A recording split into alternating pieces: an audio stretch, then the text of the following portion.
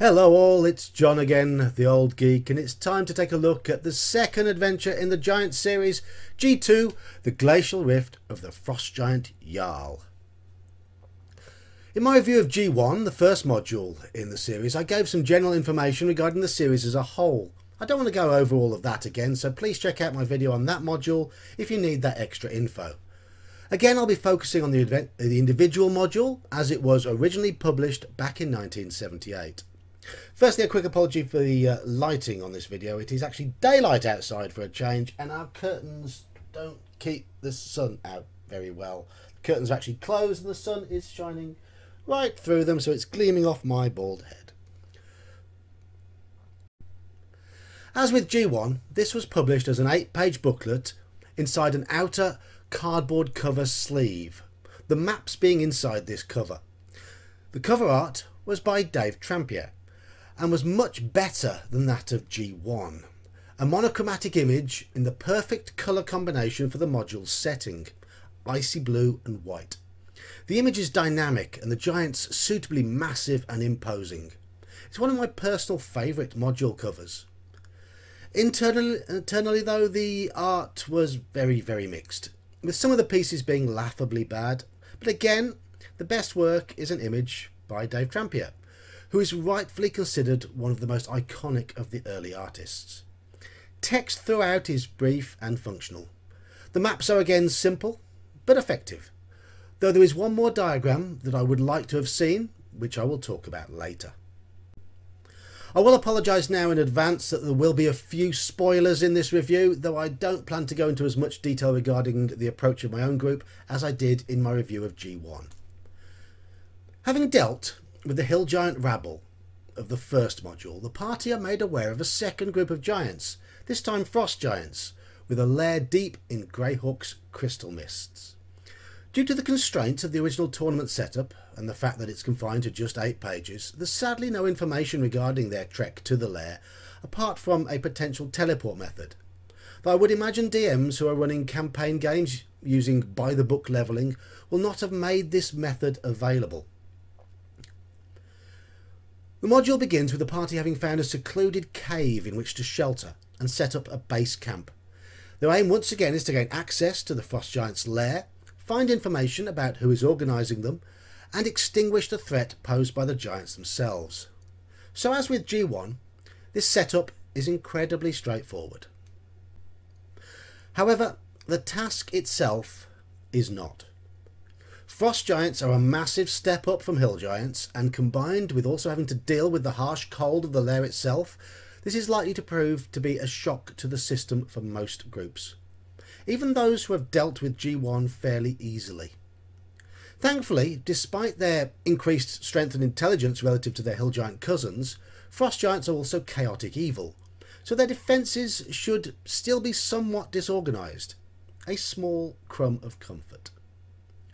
As with in G1, the frost giants are not alone in their lair.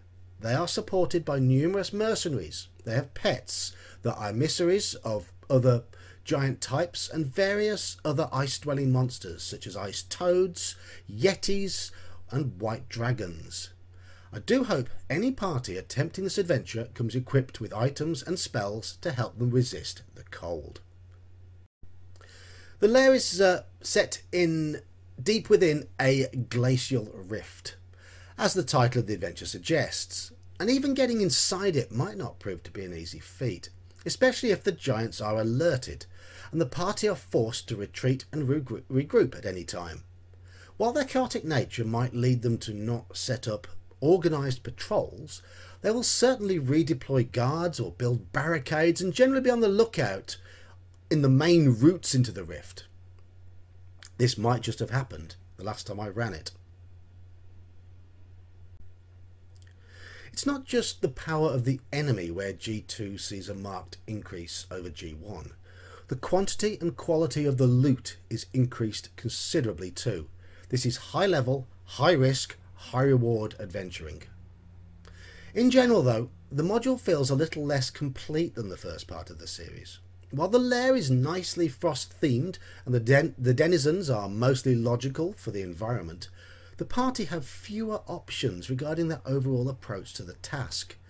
It feels like there is less going on here than there was at the steading, and while there is a potential powerful ally for the group to work with, there are more opportunities for similar ploys in G1.